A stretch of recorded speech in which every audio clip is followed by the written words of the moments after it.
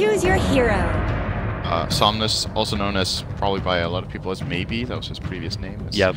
He's a very mechanically skilled player in the mid lane. He's one of the best, so might still be able to win this lane out against Tomato, who's more of an up-and-coming player. I believe also very young, actually.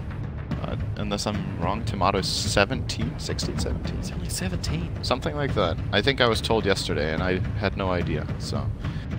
one last comment on the Doom, by the way. I think Nyx Assassin's a really annoying matchup, because you have to go in with Scorched Earth, and you guarantee the Nyx is stun every time. You can just Carapace you and stun you after. So, yeah. A couple of a bit strange picks here, I would say, but what ends up happening in a lot of games is that teams will just pick heroes that they're comfortable with and strategies that they like, in spite of them not being the best pick in the pool. It's like, you can make an argument, is it because their hero pools are not big enough, or is it because they have other options, but this is just the one they feel the most. This may actually just be the greed option, where they're like, you know, I think we're a little bit behind. They pushed Matthew onto the Doombringer, so they are going to run that support Doom and the offlane SK, and they could just throw him into the jungle, get a huge amount of rotate in towards the mid, and then just give the advantage that way. Alright, this is one I've never seen before in predictions. We're going to help everyone who's tuning in right now. Predictions, first player with a triple kill. I'll do Storm, I think, on that. You gonna go Storm? Yeah, I think Storm or Troll. We're gonna see a triple kill by Storm somehow. If they get ahead in the fight, Storm can clean up. I'll do Storm. I'll go Troll, just to be different. Alright. Highest magic or pure damage? Done to heroes by 10 minutes into the game. It's a shame we don't have a Darkseer to help us out in this front. This is actually a little bit more different. Prosta! Savage. I love that one. I think Puck on this. You'd say Puck? You wouldn't think, I suppose, like, Shaman Shocks wouldn't be enough. It's not going to be enough. I think Puck is, on paper, the hero that should win this one. That doesn't mean he does. And then it's going to be a Storm Spirit that does it. Yeah, it's a bit hard for Storm to do a lot of magic damage before 10 minutes, though. He doesn't really start doing magic damage. And he doesn't do it to heroes, he does it to the creep Exactly. wave. Until he's level 6, he doesn't do it. Player with the highest total physical damage done to heroes at the end of the game. Troll. It's just... player with most kills at minute 10. That's a little bit more. We've got 15 seconds to decide this. We've got time. No one's going to engage anywhere, so we're good. I'll do Shadow Shaman. Really? Yeah. Let's see. I think the safe lane of theirs is going to be pretty... Or actually, they're aggroing. Oh well, too late. Okay. Yeah, and I actually panic picked as well. I picked Victoria. Okay, who's that?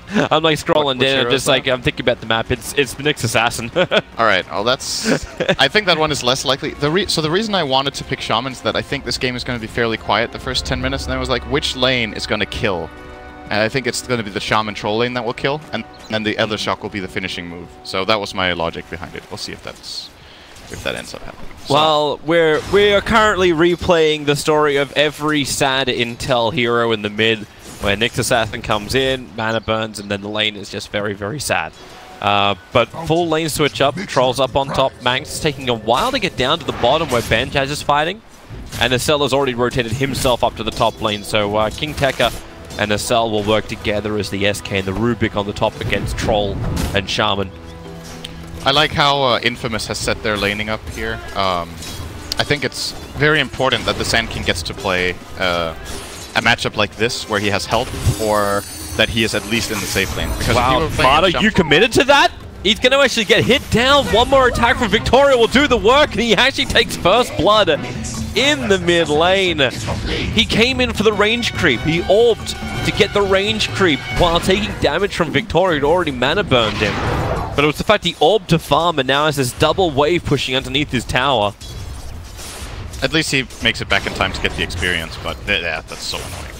No, man. Playing against mana burn is so annoying. Maybe he's already just so annoyed that he was like, I need to get CS, and he was willing to risk it. I accept the fact I'm going to die in order to get a range creep. I'm pretty sure he didn't do it knowing he would die. Thought he would get away with it. Hey, great choice on Victoria now, right? Yeah, I guess so. Kills. He's going to rotate up towards the top lane. Acel getting slowed down by the range axes. Yao cannot get in range to get the shackle off, however. So Acel makes it back in range of his tier 1 tower to relative safety. That's that bottom lane looking. Magnus going 9-0 against the Juggernaut. Yeah, Mag will have a damage advantage. Oh, nice skewer by 11. Okay, well, Benjaz takes a lot of extra damage he wasn't intending on. He's going to stall here. Yeah. He has a good amount of regen on the Juggernaut, so it's okay for him, but nice play by 11 there to very quickly identify that pure first option. Alright, so at least Tomato's getting his own back in the mid now. He's actually ahead of CS. The creep wave equilibrium is going the way of Somnus now, so he's able to farm underneath the tower. So he'll come back once more.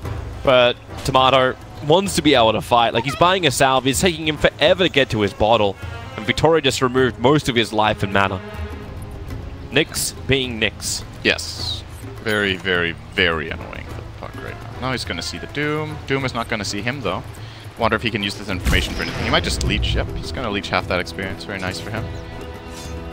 But overall, I think that just when you look at the draft, this game will be a little quiet in the start because the Doom has been run jungle and the LGD lineup wants to farm up. They want the Mag to get levels, they want the Storm to get levels, and the Troll to get levels before they start really looking for moves. So yep, it's going to be fairly low on kills here in the beginning. And then we just watch the CS counter and the only one rotating hero, which is Victoria, because he's going to make life again a living hell for the mid.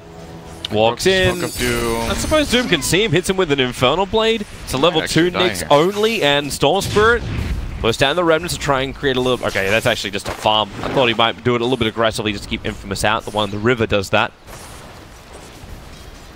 So, Victoria, he's got one mana burn left, and then we'll probably go back to base. Doesn't want to get too close, but then again, how do you even initiate? Matthew can't close the distance fast enough. Oh. He needs to be careful not to get stunned there. Could have hurt a lot. He's fine though. He's gonna go toward the bottom rune. Oh, is he? Oh, okay, it looked like he was gonna go for the bounty rune first. That would have been pretty bad. He gets the Ace rune, he can take both now. Yeah. It's important he gets this rune away from the Storm. Storm will go for the bounty rune instead. I think a clutch play there from the Doom would have been to run down and steal that one. And then run toward his own because he had the haste to have got both runes. And Acel and King Tekka, they've burned through so many consumables on this top lane. Like, there's a salve, and only a salve left on the Rubik.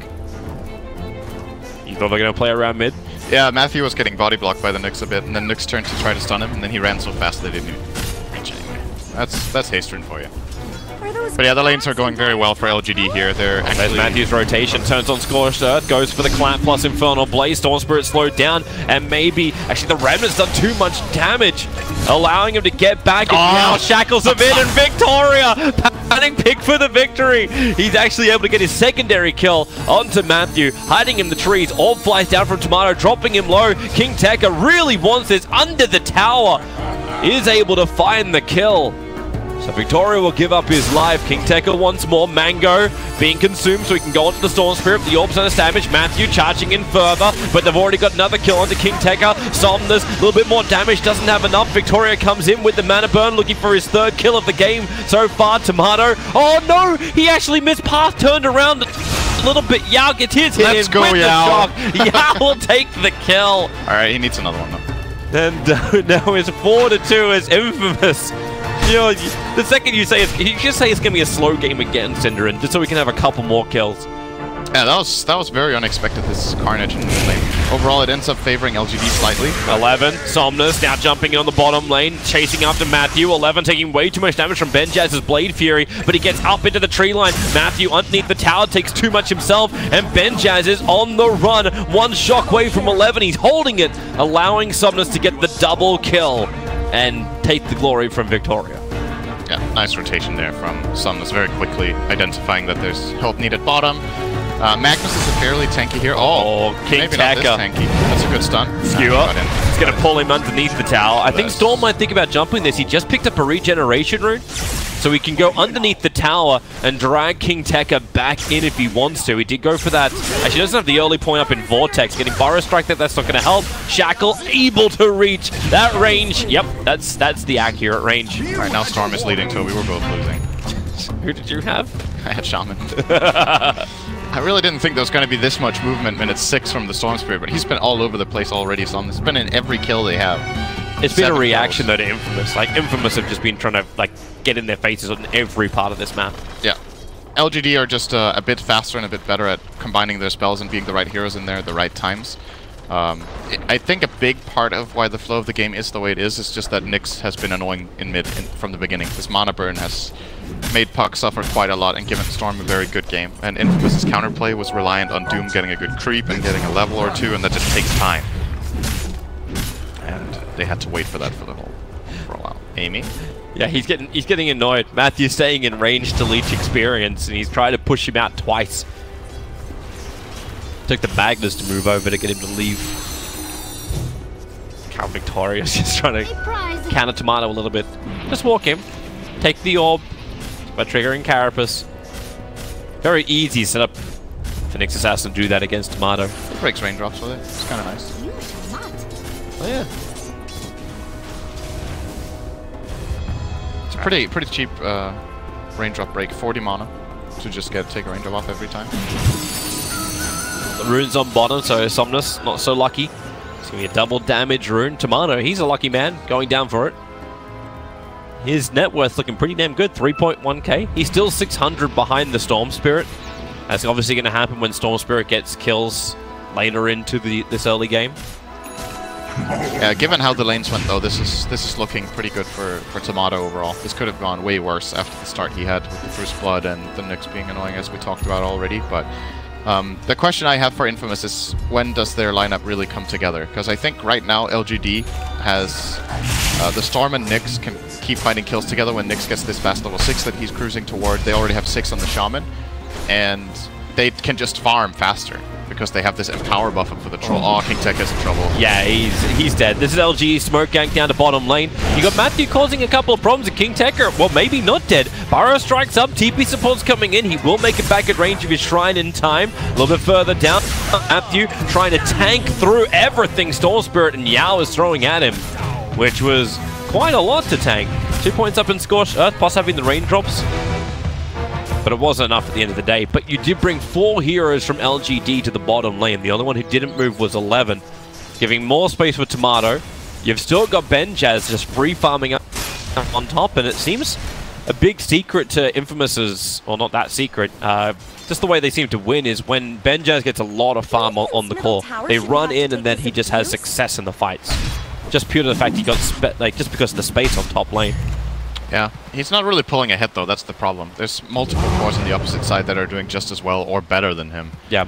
So, in order to pull ahead as Juggernaut in this type of game, he needs to find kills, because he's playing against an Empower Troll. He's not going to out-farm that. Even if he goes Battle Fury, I still don't think he's going to out-farm the Troll. Maybe they can close the distance then, but Amy should be having a very good game against the Juggernaut. And it's in addition to that, it's not just the farming amount. As we said in the draft, it's also a favorable matchup for the Troll in general. Yeah. It's got to be a bit worrying for Infamous here. I think they need to try to activate their Sand King and Puck together and try to look for some kills with smoke. Oh, they even lose that courier here. That's bad news. Hey, Victoria got it. He's just letting off his team, not winning the prediction point. Oh, it was actually Storm who did the most magic damage. He was so active, Toby. We should have just gone for it. Yeah, we didn't believe enough in Somnus. It's because we're still a little bit maybe about it. Hey. Here goes the bottom tower and the top tower. Yep. This is something we've also been talking about. I mentioned it a bit on day one. This exact play you are going to be seeing a lot during this tournament, where the safe lane towers get how difficult they are to defend, both of them, and how the timing in the game generally just favors that the teams just swap sides and go for that tower.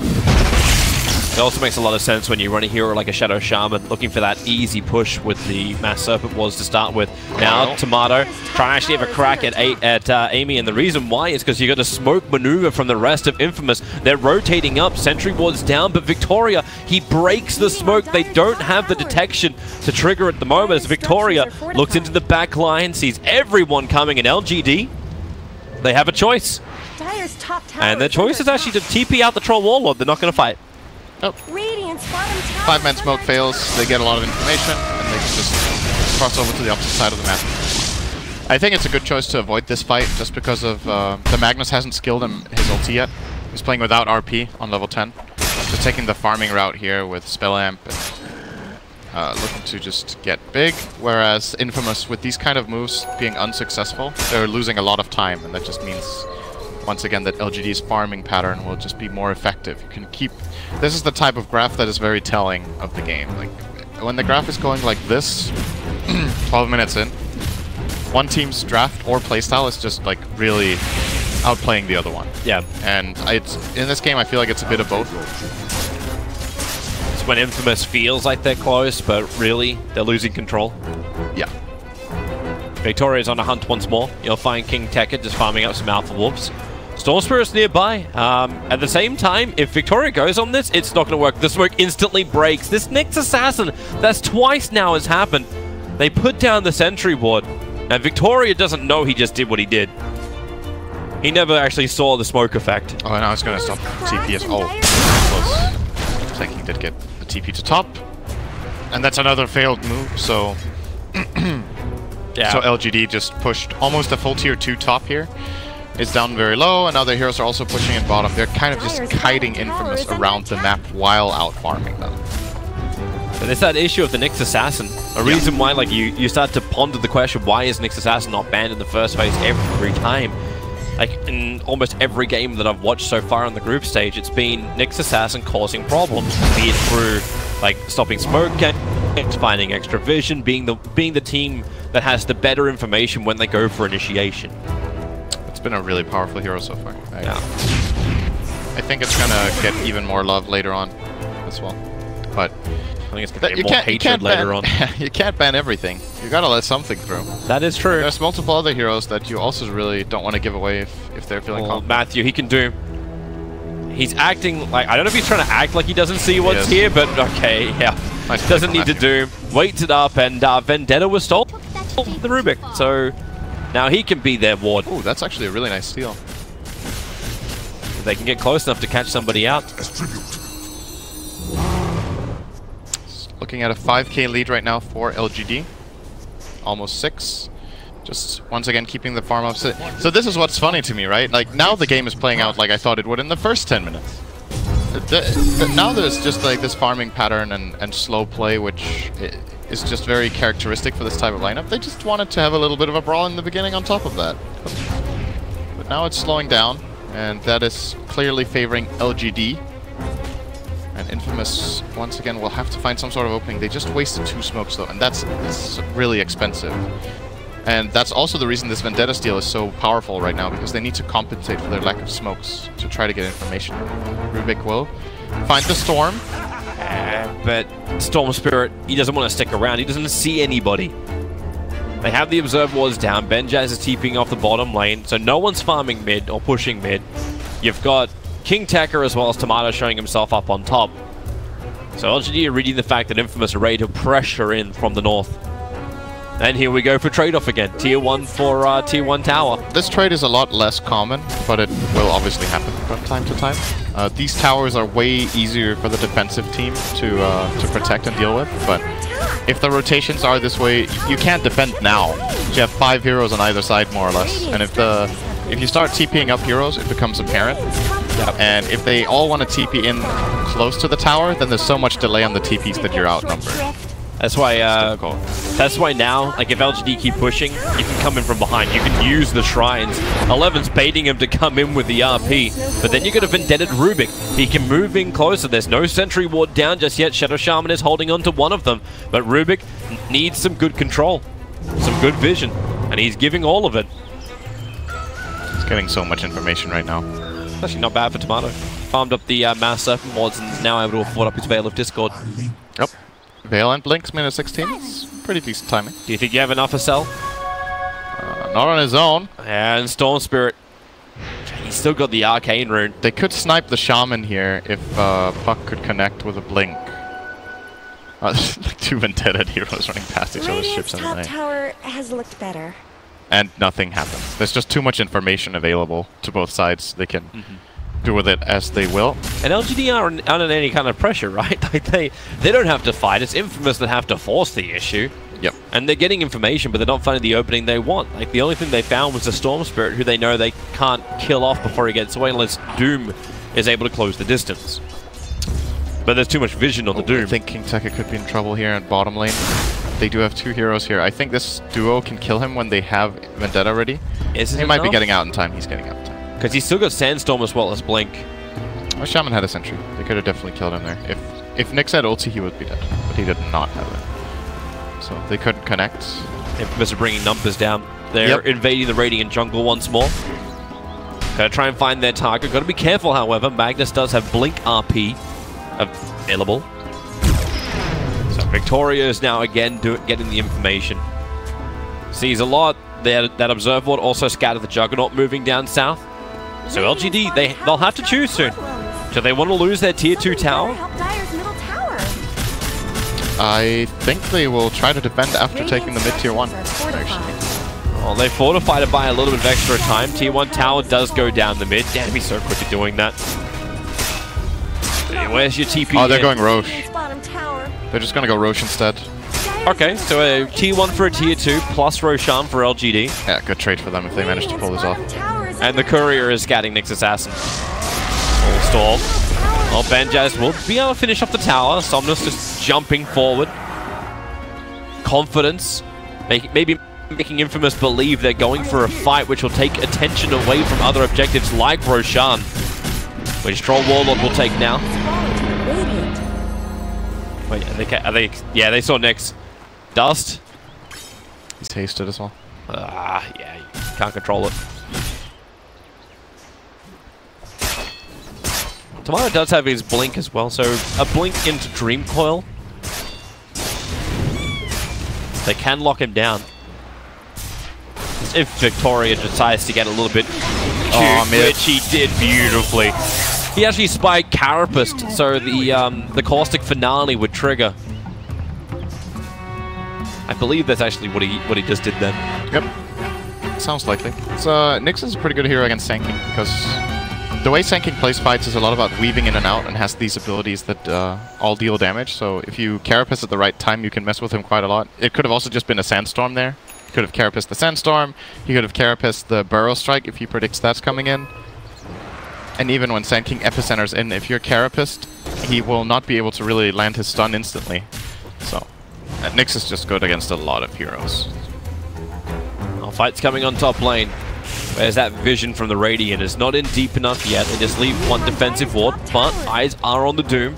And walking around with a Dust, and Troll just blinks forward, looking for the kill on Matthew. They'll get the Burrow Strike off, and now with the Dream Core catching 3 and the Silence on 3. This is Infamous's fight. The Mass Serpent wants it down. RP really not doing anything because he never got it off. He died too quickly. Aegis Immortal has brought the Troll back to life again. Benjaz has to start retreating out. Meanwhile, Storm looking for King Tekka, who Burrow Strikes himself away with a double stun, trying to get the distance. The Healing Ward cannot give enough regeneration.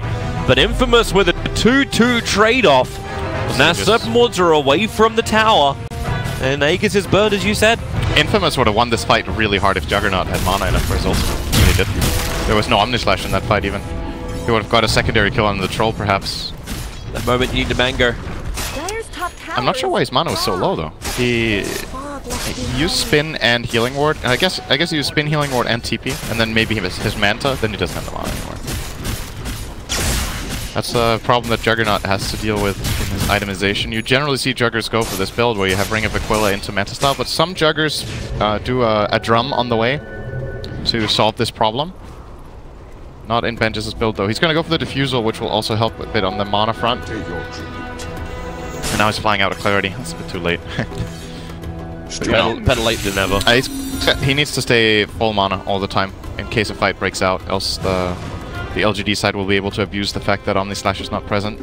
I think in that fight, Benjaz, you know, it's easy to say afterwards, but I think it's better for him to probably just get the Omnislash off rather than the spin, and then play around afterwards. But it was a really good spin too, so it's hard to say whether it would have been better or not. But the position that Tomato set up for them was really good, so I think he could have maybe even survived without his spin afterwards. But with that 3-man call, huh? Oh, Victoria. Oh, they didn't see him. Yeah, they moved to the other side, but they may have be really happy about it if they can kill off the Troll. No! He'll blink down King Tekka. He got close. But not close enough. They did actually see that Radiant Sentry Ward there. But they don't want to kill it off. It still reveals their position, or confirms their position, if they do it. So instead, Infamous look towards the mid. And LGD, maybe this time 11 will be able to get that RP off. Now he's got a Shadow Blade available. They might smoke him. Yep. 5-man smoke. Troll Warlord was in range though, and he'll actually break his smoke to Infamous. Yeah, they were paying attention. So LGD gonna go for a wraparound. And who do they find? Infamous are pretty tight in together. Oh, Benjas, this is so greedy. If he gets caught here, this is going to be awful for Infamous. This is so bad of a position next to the enemy shrine. It's either that or he is the trap. He missed the first stun, gets his spin off. SL able to actually get the lift into the tomb, onto the Storm Spirit. He'll have the regeneration thanks to the fact they're fighting on top of the shrine. RP catching two, but then it's actually not RP stolen. It was only skewer from SL. There's nothing more he can do. Amy's already got himself a triple kill. And on 2 out of the 3 cores of Infamous to boot. If Infamous want to make this play, you either commit fully or you don't go. And the problem there is that the Rubik and the Doom set up the Storm next to the Shrine, but the Juggernaut didn't get in. And then, you know, this is already an inferior fighting position where LGD are coming in smoke from the bottom side, and they get a good 2-hero RP skewer into the Shrine, into the Serpent Wards. The fight is over. Yep. They have to all in pounce and just see what picks they can get immediately to build themselves an advantage in this Shrine fight, or they need to not even be there. That was very greedy, in my opinion, from Benjas to farm the Ancients in this position. Just trying to be efficient. Absolutely. Yeah. I mean, I think Infamous has the right idea that they're trying to set up a fight like that, where maybe they position themselves so LGD show first and then they get the jump. But the problem is that that fighting position is just too bad. There's even an Observer Ward from the Radiant placed there as well at the Shrine, so it's unlikely. If Infamous want to spring this exact trap, they need someone to stand in the tree line below the Shrine so that the smoke pops before they head in. And they have all the information, then ideally they also have a ward down, and then they can... Infamous are coming again. The jump up, Matthew takes so much damage. The BKB trigger from the Troll Warlord. Somnus doesn't find his opening just yet, but the Troll Warlord, the never-ending bash onto Benjas. He goes for the Omni Slash now, but gets bashed the second he gets out of it. The Troll versus Chugger, we talked about it, and that is Exhibit A, B, and C of how superior it is. We've got a skewering chicken from Rubik, but that is not enough to escape the Troll's mouth. And this could be... It could be mid-rags. It could even be game. They can't reach the racks before the entirety of Infamous respawn, but LGD have to be feeling how far ahead they are based on these couple of fights, so they might just go for it. They have RP up right now, like it just came off cooldown. Yeah, you've got 18 Bloodstone charges on the Storm Spirit. This should be racks, actually. They have Serpent Wards and power running. Epicenter. Oh, he'll commit it. King Tekka, the damage is decent, but Yao doesn't die, and now Somnus controls him. King Tekka will fall. There was no follow. The puck just wasn't there, and now he gets RP skewered into Vortex, just thrown around like a ragdoll. Jumps forward, at least can kill off the Shaman, but loses his life, and it just seems like Infamous trying to get a couple of kills to their name. Victoria might help them out with that one. He'll have Spike Carapace, second he hits the ground, but throws out the stun instead. The Tier 3 tower is lost, and LGD... couple of consolation prizes given to Infamous. They didn't get the racks, but they still got kills and the tower, so... what was that trade overall? I think it was 2 for 2. Yeah, and an extra 2 Bloodstone charges into the Storm Spirit. Yep. That was a pretty clutch play, by the way, from Matthew there with the Glimmer Cape onto the Puck. I thought Puck was just going to die during that RP, but they got the Glimmer off. He got the phase off, he jumped in and killed the Shadow Shaman, almost got out. If it wasn't for Spike Carapace, that could have been a kill into escape for Tomato, but Nick's Victoria was fast in the moment, and therefore LGD should just be probably looking to either wait for the next Roshan or just go for a smoke play right now and try to end the game. If they take any good fight on the enemy side of the map, the game ends. They can actually just get 2 sides of racks, or maybe even all the way to the throne if they win a good fight. So, well, Roshan could be up in about 10 seconds time, so we'll keep our eyes very closely on him. Infamous need to be on their toes now. And again, I think they have to look for a fight themselves once again.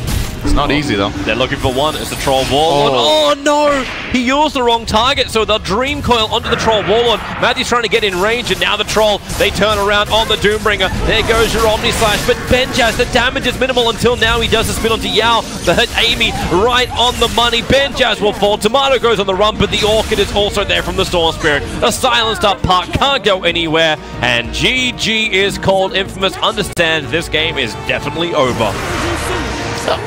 Pretty clean game overall from LGD. There were a couple of minor mistakes, but they just They understood their lineup very well, what it could do, what it needed to do. Maybe even did a bit better than expected in the lanes. The Storm kill in mid, for example, or rather the Nyx kill on the puck in the beginning, a couple of extras that he found, propelled them into a pretty easy mid game. This was a very predictable game after a minute, like 10, just because you could just see the tendency of the game, how it was going. Infamous tried their best to find the smoke picks, they didn't get them, then they were like cornered and out farmed and eventually just get rolled over. We got one prediction. We got the troll token. I got 2 predictions. You did? I had the troll on 1 as well for the first triple kill. Oh, right, yeah. Yeah, so... Storm did get a triple, though, I think, but he didn't get the first one. No, he didn't. That one belonged to Amy. Yeah, victory is mine. And hopefully, game 2, maybe victory goes the way of Infamous. We can keep this series nice and close. Either way, we'll find out after the break.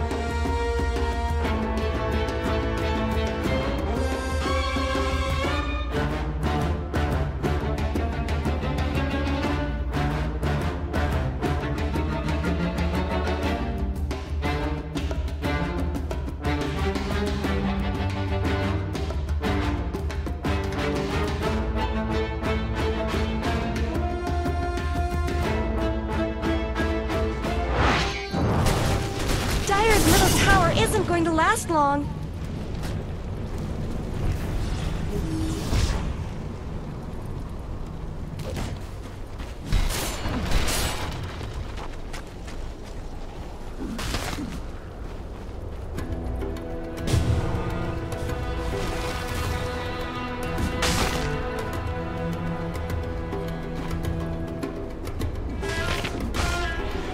What surge is this?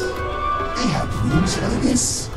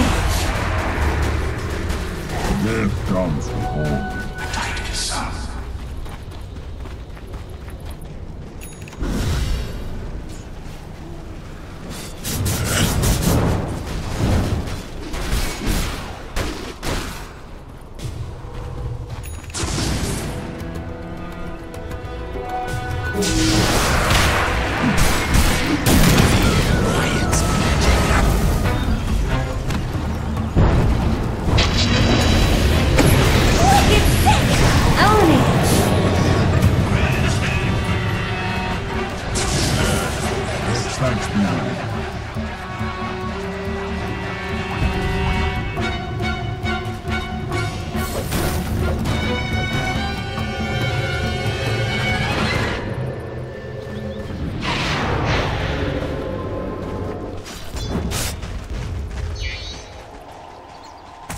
I should thank you. This sustains gold remains.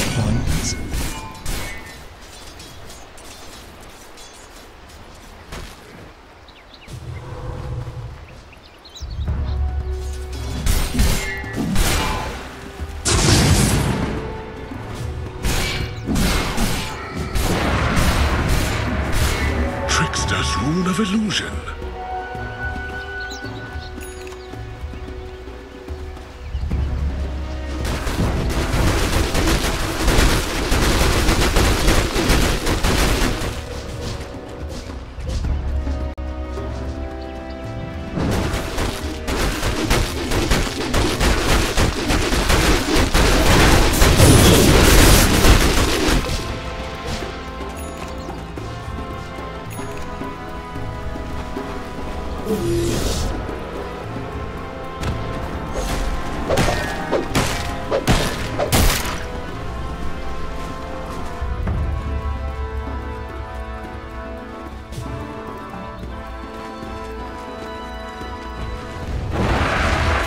middle tower is under attack!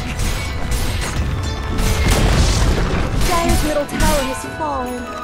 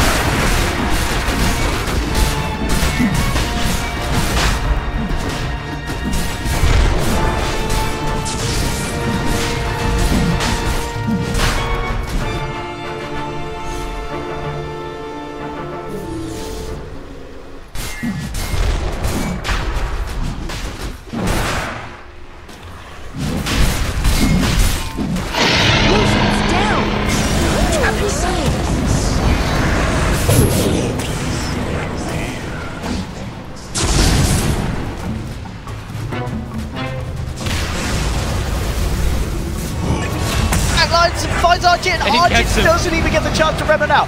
Cure will put the ultimate, BKB as well, turns towards Rezo, looking to get himself out of there. They do have the dust, they got the vision upon it, but Rezo gets double forced back to safety. Empire trying to get him away from the side of Fnatic, and it will work.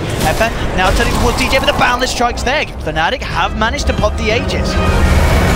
Pretty well engagement so far, but FN now has the BKB and he's ready to try and fight. Turns towards DJ. Ohio looking to turn as well, but Roger has the control on Ohio. Ohio falling low, stun comes out from Rezo. They've taken down 3. Qo's gonna fall as well, and again, it ends up being Fnatic getting wiped. They just can't. They can't do it at this stage. It's just impossible against Empire's lineup and how far ahead Empire are. I mean, they lost their Ember Spirit right at the start of the fight too. He got literally nothing on. Rezo just blinks in to go there. They were fighting into Aegis Cheese. The fight actually wasn't looking horrific for Fnatic. They had some signs of fight with that one. They still did damage, but yeah, like you said, too far ahead right now. Empire having that Aegis that Cheese and just the CPs on.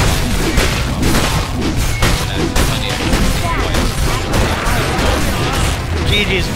They had, I should have said though, they had I liked their early game. Yeah. I did like their early game. Their first 20 minutes were, or first 15 minutes were pretty crisp, but I think it does definitely come down to decision making at this point. That going for that high ground siege was very bold. They take the tower out. I think taking the tower is fine, and then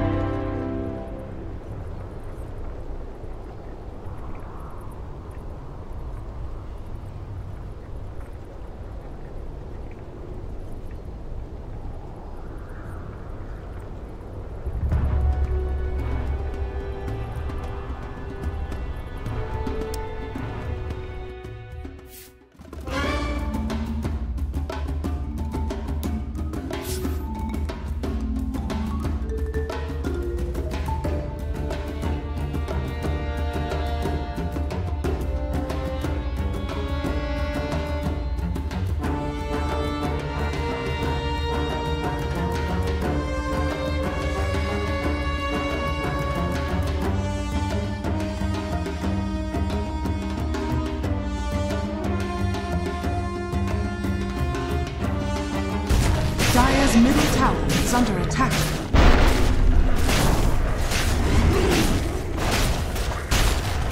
Someone better help Dire's middle tower. Looks like Dire fortified their structure. Dire's middle tower just went down.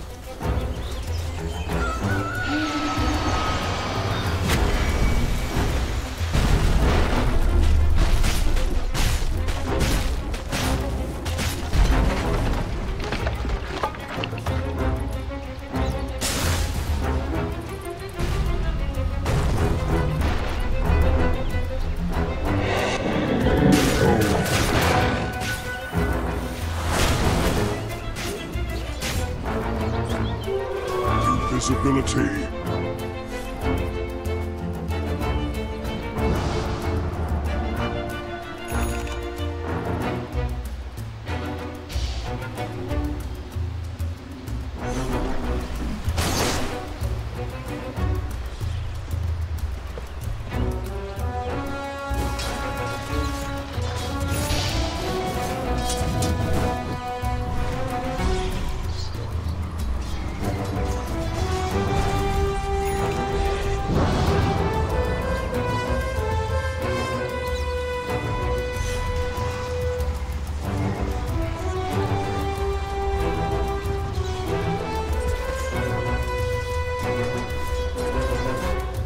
Giveth an ice frog. No amount of flattering will will let cast the grand finals, right? Like you could just keep talking right now. It's just not gonna happen. It's all about that TI8 fight. I'm just starting my Oh, I campaign. see. I'm just starting my campaign. Prepping ahead. I like that. I like that. But EG, I think, you know, as we've kind of been touching on, we'll continue to reinforce throughout the game. There's no rush for them getting. There's plenty of key items that they could still complete. Some damage items, perhaps, for Sumail now that he's got all his utility.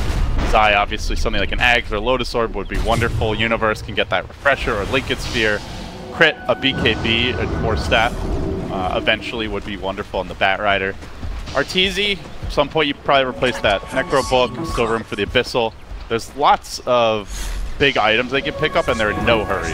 Yep. Whereas Secret are feeling the pressure, feeling the heat. Crit sending a beautiful spot to break any kind of smoke rotation into their jungle, and they're gonna just chill. Also previously, EG was playing around the huge cooldown of Black Hole, but because he's got the 15% CDR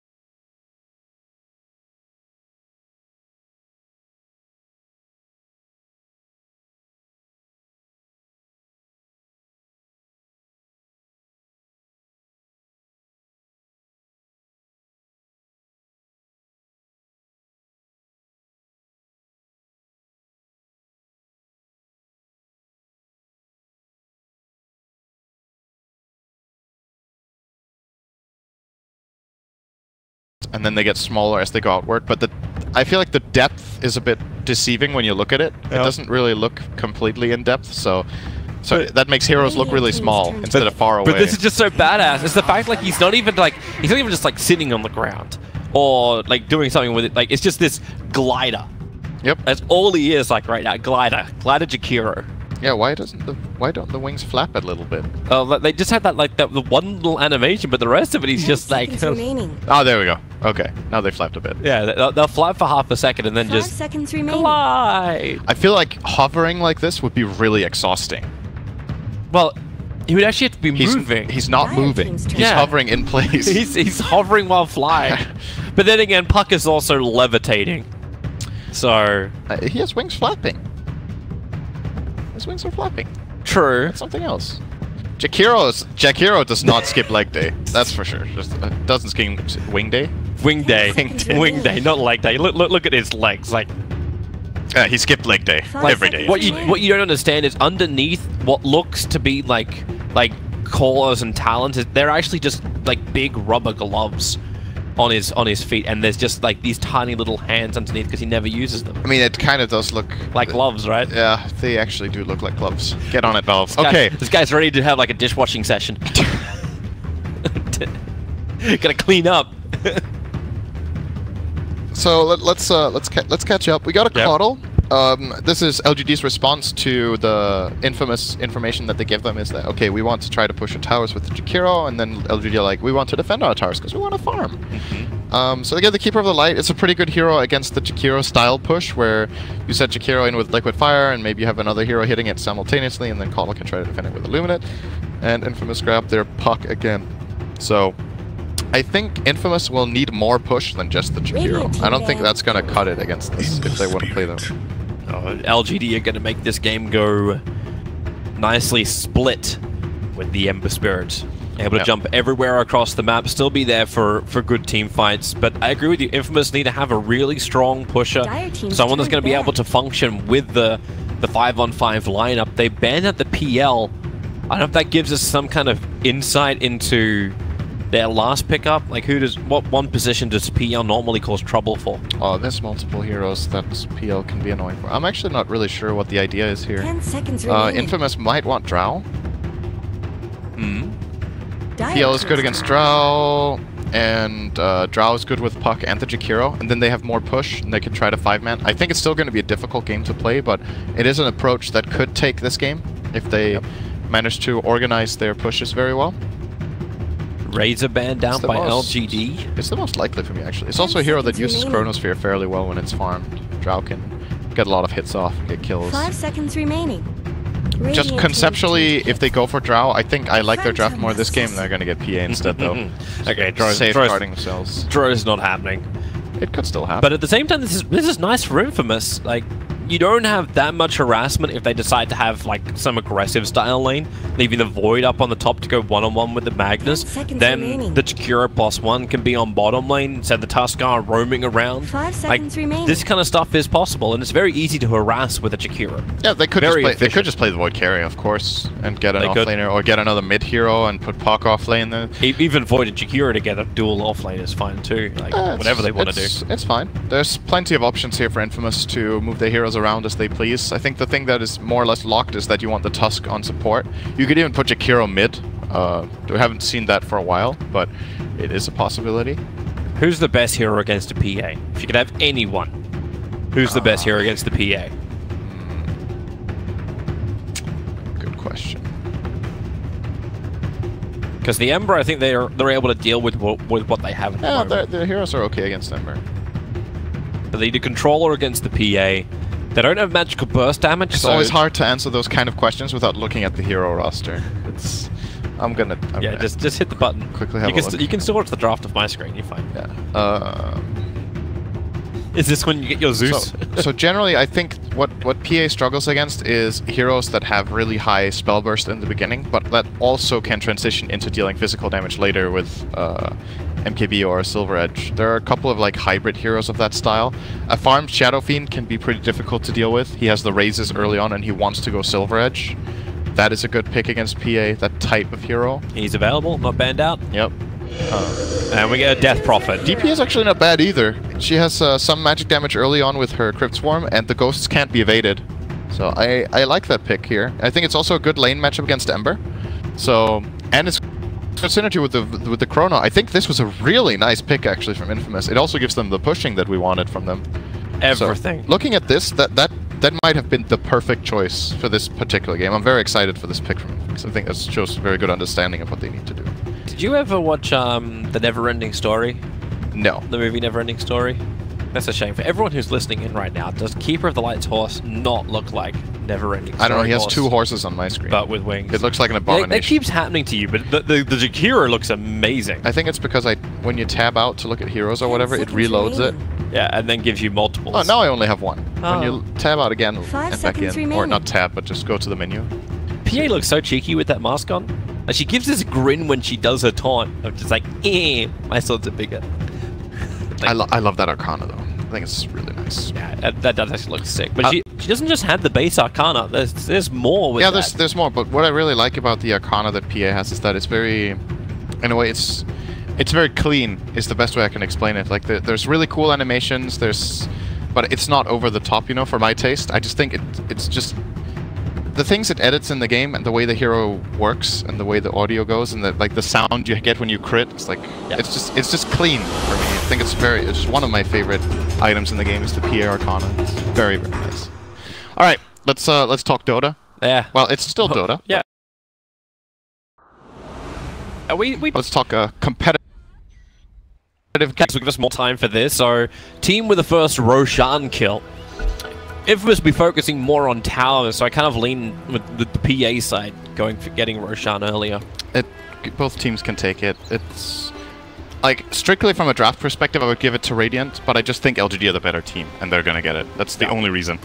Team who places the most observe wards by the end of the game. Coin toss. Who do you want? I'll go with LGD, right, just because I think Infamous. they're still gonna win because they're gonna have more money. Play with the most kills at 10 minutes. Ember. I'm getting Somnus this time. I'm not gonna make the same mistake again. I'm gonna go with Tomato. All right. I think Tomato's gonna have the success. Longest kill streak. Oh, PA. I could definitely see PA, but at the same time, it's not the best PA game ever. I actually think Ember has a better matchup in this game than PA does. But then PA gets like a rampage. I'll do Ember as well. Let's go. You do Ember? You can do PA. I'll go with PA. I'll go with PA. It's more exciting if we 30 seconds to battle. It's exciting for us, but we're not helping the people at home if we're doing this. Like, we're at least giving you 2 options to choose from. We're showing you all the wrong picks. Well, I don't think we have a really good win rate with predictions. I think I had a 50%. I had a 4 out of 4 game last night with Shiver. Okay. Wow. Obviously, that's it. Yeah, you just gotta leave me behind. I got a 4 out of 4 and a 2 out of 4, I think. That's it. That was pretty good. Alright, no invasion for Runes this time around. There is some nice aggressive vision. Not going to block any camp up on the top. But this little sucker right here is going to watch the LGD support of Yao moving very closely, giving King Tekka a little bit more space for his puck on the top lane. Tomato and Matthew going to team up in the mid lane. That's a strong lane, by the way. It's a Nyx and Ember they're up against. Is it strong enough to go against the Nyx and Ember? Yeah, they win this lane if they play it right. Infamous's lane is very strong. Just Shards and Siphon? Exactly. And the Flame Guard is way too weak on level 1. Now, Mana Burn is really annoying, so I think if you're Infamous right now, you want to just go on this Ember right away, I think. Just keep him busy. Well, Death Prophet hasn't leveled anything up just yet. Looks like they're waiting for the level 2 before they make any kind of play. Bottom lane, Acel is going to realize that he doesn't have a camp to actually stack. Got blocked up by the Observer ward that 11 put on the bottom lane. So it's just a one-on-one sort of matchup until Acel can do exactly this. Stack, farm, and they are going on the mid. Victoria having trouble getting out of the shards. Need an extra hit up the hill. It misses as well. It wouldn't be enough to find the kill, but that really didn't look like he could get around those shards, but there was just barely a little crack he could sneak through there. Just suck it up, breathe it in. You'll squeeze. This is still going. Yeah, now they're both level 2 and the Ember's level 1. So he's gonna get his level 2 now, but this level 2 doesn't really do very much for Ember. The breaking point here is level 3 and especially level 5. His Flame Guard is extremely bad, so he needs to be very careful to not get out of position here. The good news for them is that Tomato has almost no mana left. I wonder why.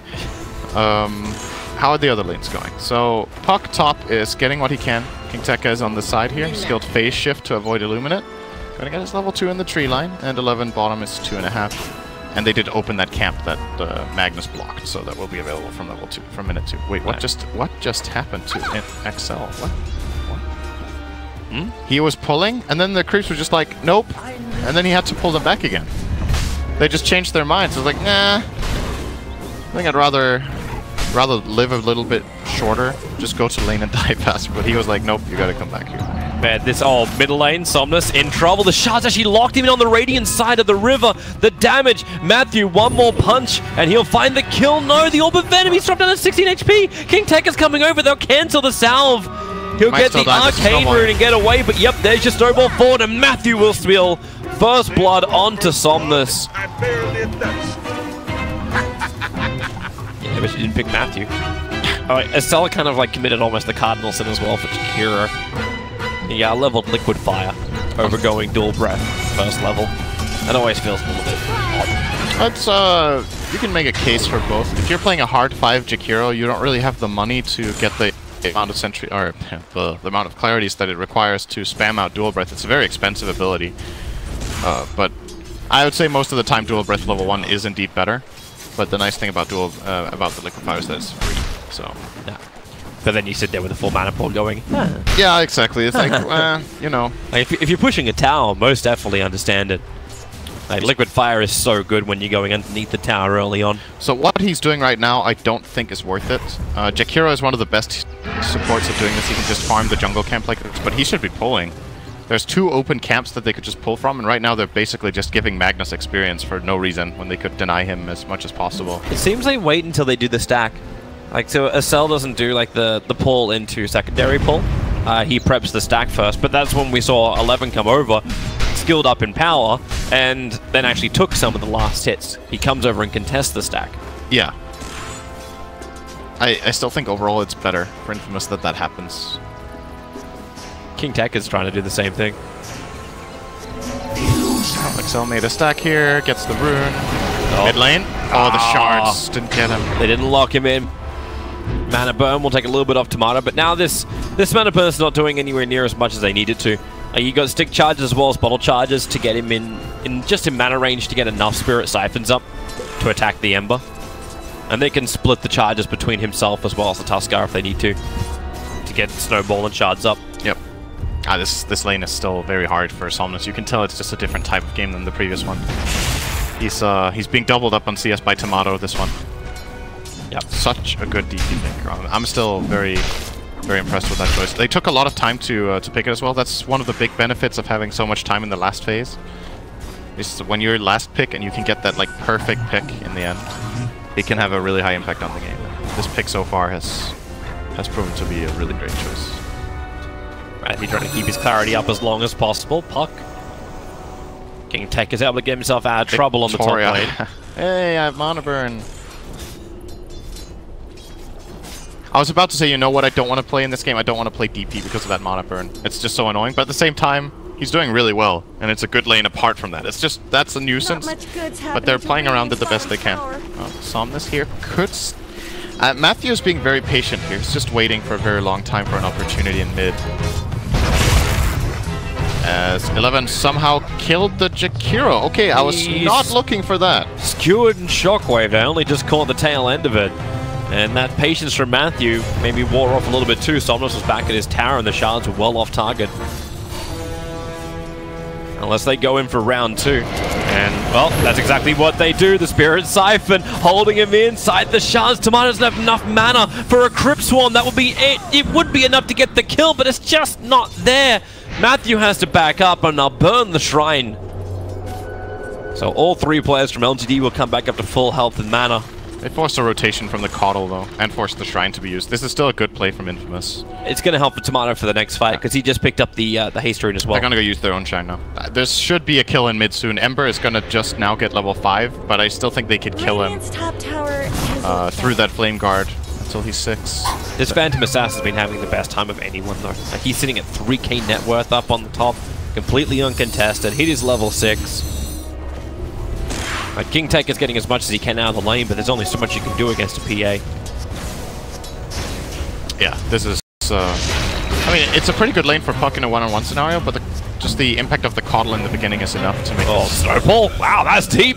To the tier 2 tower, in fact. They committed the Exorcism, and Tomato, thanks to that haste rune's got the movement speed to get away. Matthew may not be so lucky. The stun uphill from Victoria, able to connect to the Tuskar, hoping that 4 armor is going to protect him, plus the boots, a quick slow, and shockwave. It was the skewer slow that found that kill, and, well, I was kind of waiting for that when PA hit level 6 to get a kill, and it happens. Puck will drop. Went to Coddle, though. Guess he got him with an Illuminate there.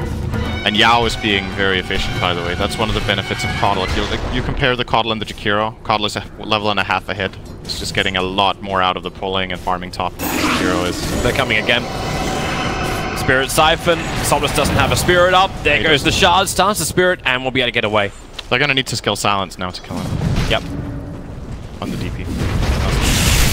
He might skill it now on level 7. It would be interesting to see. It's not that common for DPs to do that. Most of the time you want to either get a high level Crypt Swarm or the Siphon, but in this situation I would like to see one silence point. It's 3 seconds silence. It will definitely do a lot of damage indirectly, just because the Siphon will keep running at least that way. There's LGD, the group up for the first time. 4 heroes together, 2 under the cover of smoke, Victoria as well, Somnus. They'll move around the Dire Observe ward, finding Matthew, allowing to get that easy set uphill for Victoria. And Snowball, well, save for a second, and the Sharks give him vision to go down to the camp. Somnus will follow through with the Fire Remnant and get the kill.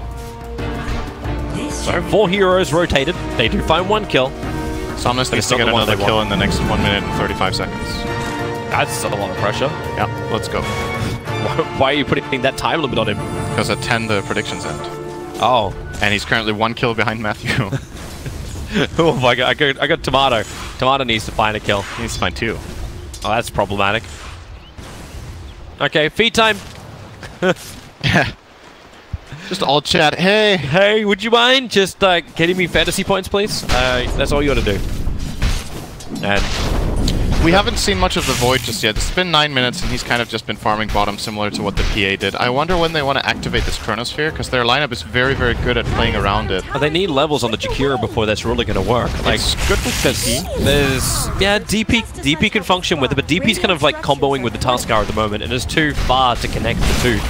But on bottom lane, just forcing the tower down with Liquid Fire and Dual Breath, and there's just no easy kill. The Coddle has joined bottom lane to try and delay this tower, and that I guess the Mag is just gonna go to the jungle. Let Coddle try to repel the bottom push as long as he can. Seems easy enough. He's gonna lose the tower on this wave, I think, if he doesn't get help. Void can just time walk off the Illuminate, and the wave is still gonna be alive. The Jakiro will get hits in. Actually, with both of the calls off the lane. Well, they need to use Ice Shards as well. They need to nuke out the lane. Oh okay. That didn't hit anything. It's looking for Yao in the trees. Bottom tower is under attack. No, not getting it like this. This is taking really long. This is actually super good for LGD. How long time this tower push is taking, how much Yao is getting out of this indirectly. Just buying time for his team, you know? There it goes. Just gonna walk that off and then start hitting. Jakiro needs to get over there now. Yep. Liquid fire is required to keep diving the tower like this. Same time, Death Prop has had the time for life. Like, you rotate down to the bottom lane of fight this, she's gonna burn Exorcism and take the tier 1 tower in the mid. Or, worse, TP down and then it's Infamous fighting underneath their own tower with Chronosphere up. Oh, Victoria. So Victoria moves over. Put the Liquid Fire in to start with. Dual Breath gonna catch both Somnus as well as Six Assassin and the Chrono. It also grabs both, but support is here from LGD. Yao, that Illuminate did so much damage. Faceless Void cannot time walk in time. Namely because he was RP'd up.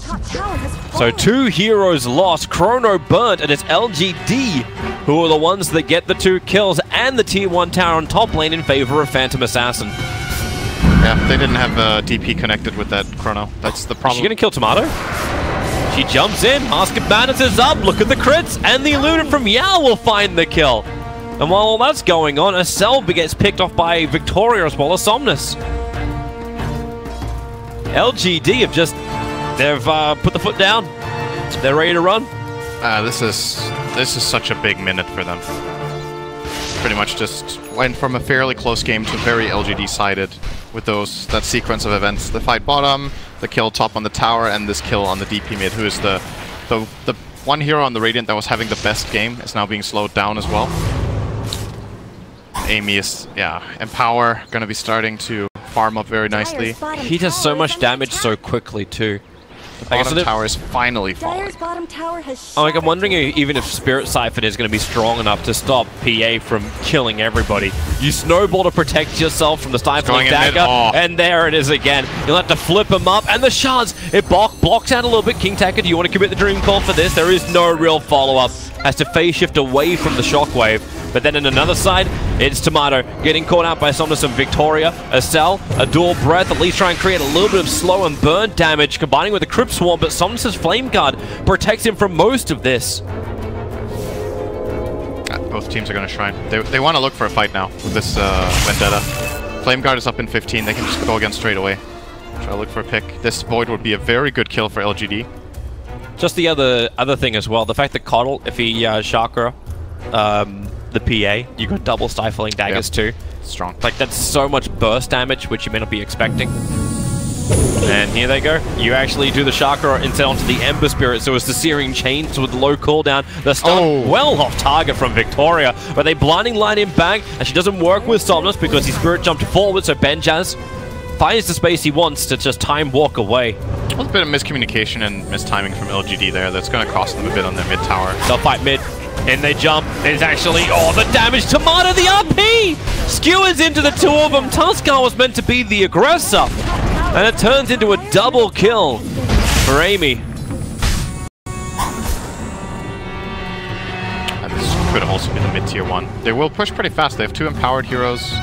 This PA hits very quickly with the Masked Madness. It actually turns it into a decent pushing hero. Look at this. Silence up on top lane. Ember, Somnus. Actually, his Flame Guard still doing work, protecting him from the damage of Acel. Victoria's moving into. He just needs to attack one time into KingTaker. Able to do so, and the stun didn't go for both. Was just happy killing off the core. Mid lane. Yep, I'm watching it.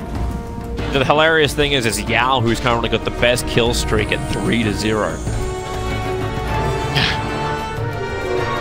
But there's a couple of swords in the ground at the mid. I always love this. Like, you want to talk about like the great Arcanas, how they have the little words like "Don't leave me here" from Matthew. That's pretty cool. And the damage output, or like, what were the chances? RNGesus.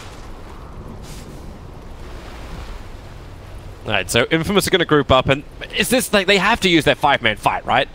Like, we haven't seen them together. Chrono, Exorcism, let them. Okay, I would say Macro Pipe. It's level 5 Jakiro. Like. That in itself is a problem. XL is very underleveled this game, considering the type of lane that they had. He was basically free to pull and greed and just hasn't got enough out of it. No, nice sentry ward. Matthew reacted, however. Victoria, don't know if he cottoned on to the fact they may have had a ward around there. They're not even going to fight it. 11's creep skipping on the bottom lane, working with Yao. PA is going to come down. Oh, look, it's this play again. It's tier 1 for tier 1. It's Nyx Assassin first base pickup. It's the tier 1 safe lanes for tier 1 safe lane. This PA is getting so far. KingTaker, dead. Like, actually dead. Veil of Discord is up from Somnus. They had the amplification to work with. But was the Nyx Assassin just stalking him as he walked into the lane. Charge from Matthew. Gonna try and do something about this. Spike Carapace makes it difficult, not to mention the double slide of Fist Searing Chains. Ember Spirit needs help, and it's on the way. Phantom Assassin is coming in, and they've stunned up the big one. Tomato just locked in there. Phantom Assassin's able to find that kill, and one extra crit. A double kill. He got his first one in the mid lane before, and now he gets another one up on top. And I believe with that, points. Let's see in the end. I think you might actually end up being right, because PA is so farmed. Like, Ember had a hard mid lane, and he's recovered very nicely and can still get a monstrous game. But this PA is just out of control, man. Time is money. It's how far she's able to get the kills too. Like, you just jump in and pop. Yeah. Because it's the solo experience, right? Like, no one had to try and leech the experience off the lane. You look at the hero level difference at the moment, and it's level 14 on the Phantom Assassin compared to the other safe laner. Like, 3-4 levels in front, still ahead of the mag, still ahead of the Ember Spirit. Yeah. Top lane, they found the puck again. Yep. In the tree lines, King Tekka, snowball forward, not giving enough control in time. Victoria finds that kill. Chronosphere is nice on 2, but the RP pulling Tusker out, as well as Matthew, Benjaz. They're beating up to Victoria. They're able to get the kill to the next assassin, but here comes your Phantom Assassin. Jumps forward, mid-time walk. Say goodbye to Matthew. What's the next target? Tomato is nearby, and, well, you've got the lifesteal. Why not? You want to go. Tomato, he's hiding behind the tree lines. He'll turn on at least the exorcism. Ice Path will keep him away. The shockwave does its damage. Here comes Somnus. Gets the Searing Chains and now blink in and the damage. Somnus will take the kill. King Tekka trying to find something in return, but now the damage is so much. PA underneath the shrine is trying to kill off King Tekka. He can jump himself out, but it's taken too long. Unstoppable streak, it's ended. A Cell will pick himself up 1,000, not to mention finally levels. He hits level 8 on the death of that Phantom Assassin.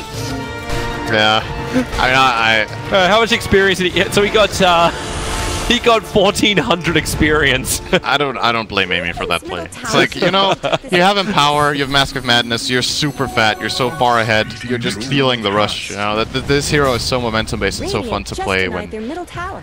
I'm blaming him, he just ended his kill streak. Yeah, that's true.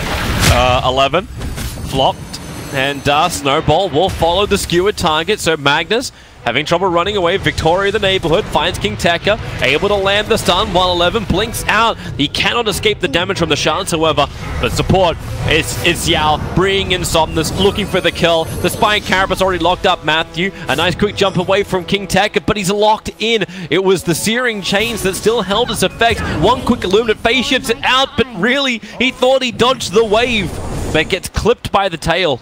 It's not that easy to dodge Illuminate with a level 1 phase shift. It's actually very difficult. Amy's building Tomato. up his, oh boy.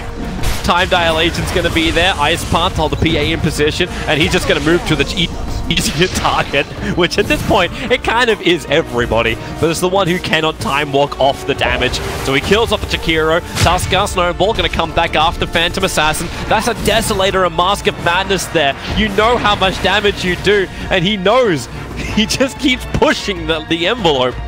They can't kill him with these heroes. King Tekka's coming in to help. 11's nearby. Empower buff up. He actually, Empower buff up over on the PA. In goes Somnus. He's taking the silence as well as the Dream Call. And PA currently is farming up Alpha Orbs. That's very eternal. Lenvy. Benjaz jumps in. Nice Ice Pass. Somnus is going to fall. The Shockwave. We're going to revenge kill onto Benjaz, but again, it's a Cell who's the man doing the damage to get the last hit. And Amy being pulled to top by the Coddle. That's going to be a tower. Just moving everywhere so quickly. I'm wondering what Jakiro even buys if it's like, yo boys, I think I need like a Rod of Atos to try and control this PA. It's going to be a BKB coming up pretty soon as well, and it's too late. Oh. He almost has it. Okay, then what? Vale's already there. The puck. This money has to do something for him. Yule Scepter at least gets rid of the Flame Guard of the Ember Spirit. I think at this point you maybe have to go Ghost, but you don't really want to because it's only good against PA. But if you don't have it, you're just going to die. Yeah. It's going to kill you. It's, I want to say this, playing PA in this type of game where you have Empower and a good start in lane and a good pick against some of the enemy heroes, it's like some of the funnest Dota you can play. I love this hero a lot. It's one of my favorite heroes to play, and like you just feel like the king of the world in this game, you know? The enemy carry Void is just not good against this hero. The magic damage that they had from the other heroes is nice, like the Jakiro, the Death Prophet, the Puck can definitely do it, but he's just too far ahead, and when the BKB comes in, I don't see them killing him. Yeah, he actually can't die in BKB. He's immortal in BKB. They're not going to kill him. You've now got an Aghanim Scepter from... Yeah, Yao is 21 minutes into this game and he just finished up his Aghanim Scepter. You're going to have the heal during daytime on top of the insane lifesteal. And LGD, yeah, in you go. Yep. We're going to get this one right, Toby. We're going to get the Roche. I mean, this one right. Wait, you didn't pick that. No, I picked LGD to get first. Oh, you did? Okay, so we're going to get that. And the playing the longest streak, I had Amy. But I had player with the most kills at 10 minutes being Tomato, and ended up being Matthew. Yeah, why didn't we see that coming? It's such a hit and miss for who gets the last hit sometimes. It's so bad. Yeah. PA just solos Roshan. So you now got an aggressive hero now having an extra life. And there's nothing they can do to contest him. I actually don't think you should take the Aegis. I think they should have given it to the Ember, to be honest. I feel like the PA can't die anyway. The logic here might be that PA will be the one hitting the base. Like if you're hitting the towers, you would like to have the Aegis. Oh, they just they bring him up. He's like farming the mid. What else do you want me to farm? Okay, Matthew? Sure. Okay, I'll farm Matthew. Snowball out and boom. Another. I was too slow. I don't know if that pops up if I'm looking in DOTA TV when I highlight that stuff. I'm not sure actually. Yeah, never mind. If it actually follows me click for click. Just to finish off on that Aegis thought though, like what you generally do is you either give the Aegis to a hero that has extreme value out of a second life, a hero like Storm Spirit, where you get a full mana pool and that makes a big difference, or you give it to the hero sieging the base, which in this case will be the PA over the Ember, of course. Ember is a really nice hero with Aegis though as well, like he can do so much with the second life. So you're looking at, okay, what's more important, that our hero sieging the base has the safety net, or that we have this high value hero with the second life. And, I mean, I'll be honest with you, I think in this case it doesn't really matter who they give it to with this kind of extreme advantage that they've already built. I'm just going to point out right now that Yao is possibly the best team player ever. So he keeps dragging the PA in to fight and then just runs at the enemy hero and then recalls in Amy again. Yep. Like that's all he is doing. He is the perfect transport. You take the tower, you keep pushing the wave out, the Empower is worn off now, so 11, you got a job to do, bro. Screw RP. It's called buffing the PA. And there you go. Empower. Oh, he's got to wait 2 seconds. This is inefficiency. Done. Damn, that PA. She's gonna have a butterfly by 25 minutes if this game keeps going at the rate it's going. Yeah. Well, found a target down in bottom lane. Tomato caught out. Searing Chains will hold him there. PA not nearby, so they're not finding the early crit. But with the fact the Spirit Siphon is there, here you go. 11 pulls him back into Yao's Illuminate. And into 2 Stifling Daggers. It was the double daggers? Yeah. I don't even think the second one reached in time. What happens with the talent tree though? Like when you do Chakra as well as like the level 25? The double-double? Yeah, double-double. Oh, Puck. Jump down. Yeah, Amy's actually focusing now on objectives. Beating into the tier 3 tower, getting rid of this. It's daytime now as well, so Yao's sustain to this team fight is insane. Everybody heals up. Never-ending spam. Never-ending vision. And I'm wondering how long it's going to take before Infamous just agreed that this game is done. Because LGD, like, it would take a miracle to win this, and maybe they can find it. You got your first. It's the Faceless Void Chrono, but Jakira was too far away and didn't have Macropyre available. Dream Call RP is down. They're looking for the damage. The BKB protecting Tomato. Now it's up to the Snowball to do it. They pull them all in, but 2 are concentrated away. Triple kill. Whenever he wants that close, the cleave is even easier. And Phantom Assassin will end this game 13-1-4, 14-14-1-4. Phantom Assassin, 3 corrects and 75%. Oh. Brilliant game for LGD. Oh, they placed the same amount of wards. I picked Infamous for wards. We were both right. We were both right? Yeah, both placed 11. Well played, Cinderin. Well played. You got one more than me again, Toby. Can't live with this. That's it. Next game, Cinder will be doing the play-by-play. I'll be doing the analysis, and it will be the worst cast ever. I'm down. Yeah. I'm sure I'd be good at play-by-play. Your analysis, not so sure. I think Valve just cottoned on to what we wanted to do, and we're being replaced for the next game, so we'll have different casters for the second series. We got fired. See you guys. Yeah, but we'll be back for Game 3. I think it's up to Cap and Draskell, who are stepping in to cast the next games up, but we will be back later today for Series 3 and 4, EG versus Infamous and Newbie versus HR, but stay tuned. There is more Dota coming out in all 4 streams. We are, of course, number 4 here at TI7.